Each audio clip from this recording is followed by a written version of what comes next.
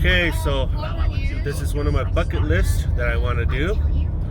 I'm here in Arizona and with my family just driving to the Meteor crater landmark. Always heard about this, and so today we are on our way there. 5 more miles to go. So you have arrived at your destination. We have arrived. Guidance is now finished. We have arrived. It is 99 degrees outside as of we speak. Wait, where is it? Right now. See that mound right here? That looks like the impact crater. This was caused by the meteor? Yeah, the meteor landed here. See that mound right there, guys? Yes. Yeah, that mound is the meteor shoot up all those dirt up. Okay, so here we are. Experience the impact. So we are here at the center. We are gonna go in. So everybody's here. This is my compadres. Wow, so this is the rim. That's the rim.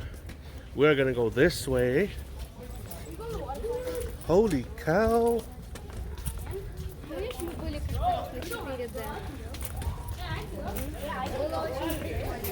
Oh, so we're gonna go see a movie right now.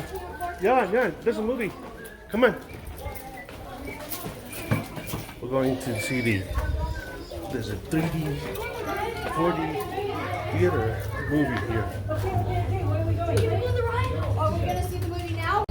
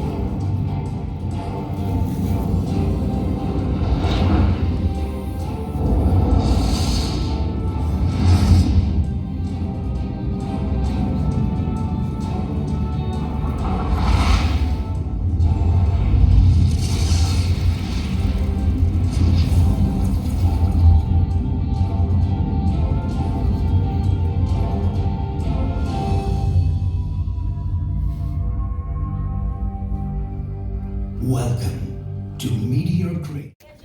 Diablo in 1908. It was found by a gentleman named Samuel Holsinger, who was the foreman of the mining crew down at the bottom of the crater. He was also the postman general at the time. So he had gone to Two Guns to pick up the mail. On his way back, he saw just a small piece of this sticking out of the dirt, thought he'd just pick it up, put it in his saddlebag, bring it back with him. Would have been quite impressive. This piece right here weighs 1,406 pounds. It's made of 92% iron, 7% nickel. Wow. And they say that it's older than Earth. It's actually been dated to be 4.56 billion years old. So the entire meteorite that hit was 150 feet in diameter, weighing over 300,000 tons, and hit us going 26,000 miles an hour with the force of a 20 megaton bomb. Wow. Can't picture how big of a bomb that is. If you lined up a train all the way from LA to New York, filled every single boxcar with dynamite, that's how much you would have to create that much force. When it did impact, of course, it created Meteor Crater. 2.5 miles all the way around, almost a mile from front to back, and 500. So here we go. Oh, it feels good. The breeze feels good. Oh, it does. It sure does.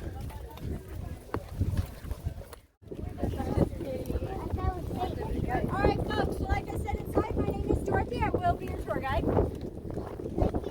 You're welcome. So once again, guys, please stay on the asphalt trail. I'm looking at all the little ones because they're usually the ones that like to climb on the rocks on the side. Yeah, that's cool.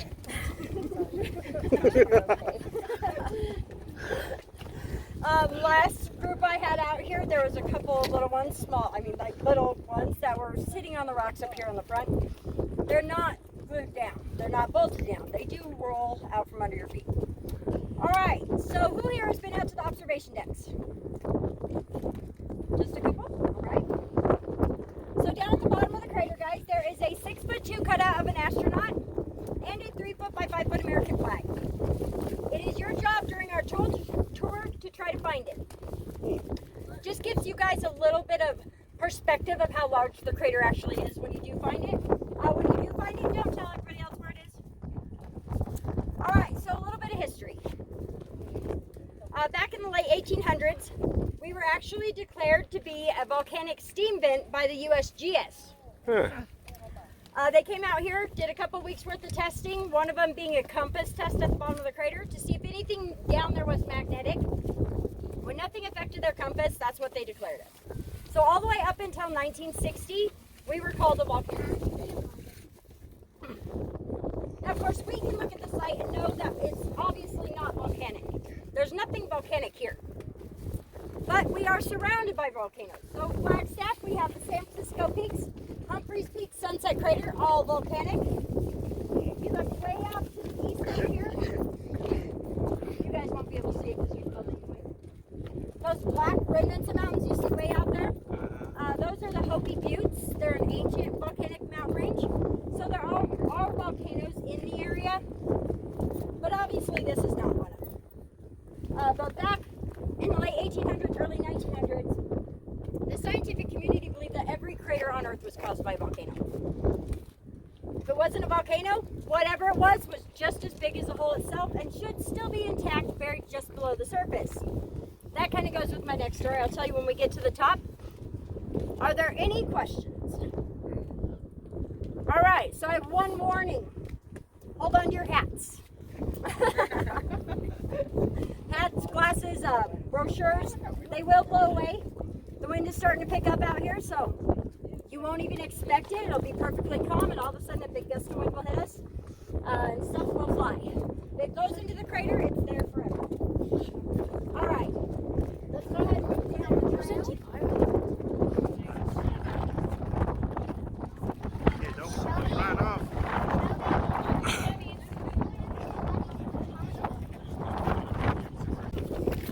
Wow.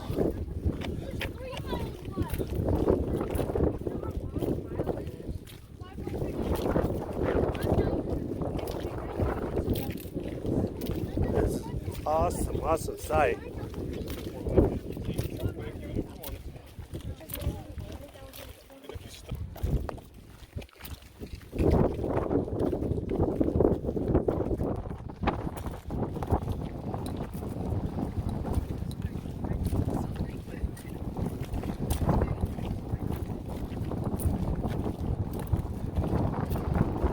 This is an awesome sight.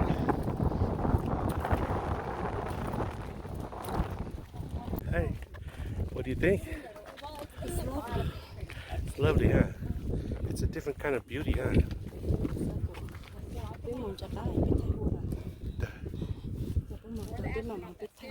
So at that point, Daniel Behringer decided it was time to go back to Philadelphia. Wow. He had spent 26 years, 28 different mine shafts, most of his family fortune, not including investments that other folks had put into his operation, to find absolutely nothing. So he never found any meteorite of substantial use in the crater itself. All of those large pieces that I talked about, the one inside being the largest at 1,406 pounds, were all found in the desert surrounding the crater. Huh. We found 10 to 12 large pieces over 1,000 pounds, and of course hundreds of thousands of littler pieces, but none in the crater itself. So they say that 5% of the meteorite was blasted out to the desert surrounding us by the shock wave when it impacted. The rest of it either melted or disintegrated into something that we call spheroids. So spheroids are just very small, sand-sized pieces of meteorite that actually cover the desert floor for 7 miles. So if you had a giant magnet and you could roll it around the desert, by the time you were done, you would have a giant piece of meteorite, but it would all be teeny tiny sand-sized pieces that you would have to glue back together. So, you see those little itty bitty pieces of sand? That's meteorite. There's your hand. So, it just looks like sand, right? Oh, wow. It's meteorite, so it is iron nickel. Wait, can I show everybody? And then I'll do a presentation with the little ones and see how much magnetic energy they all have. That's all that's left of it, just little pieces of sand. They're actually, so if it ever starts thundering out here, we'll go inside. We are a giant lightning rod. Wow. So the belief is that the Wow. 150-foot meteorite is Well, not all of it. So the 5% so we found about 30,000 tons in the surrounding desert, and I'm sure there's still much buried out there.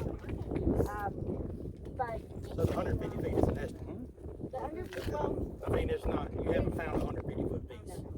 no, that's just what they determined the size of the debris that was thrown out. And all that. Earlier, the guide was telling us to look for the astronaut and the American flag down there. We couldn't find any, but my son, Johan, found it. It's right. Oh, Hannah found it. Right there, the American flag and the astronaut. Who knew? So close. Uh-huh. Yeah. So what they're saying is that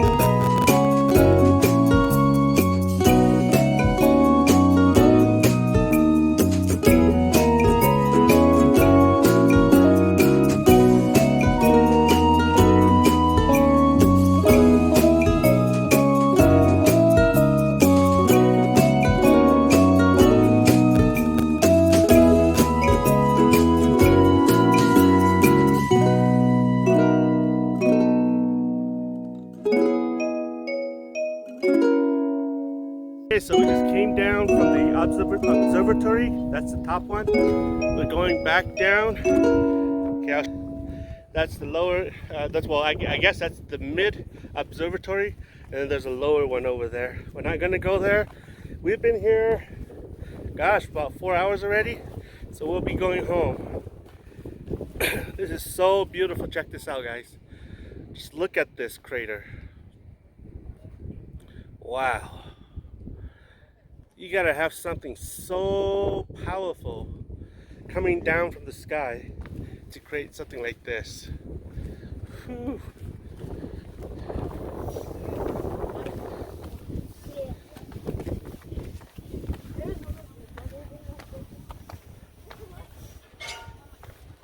It's incredible.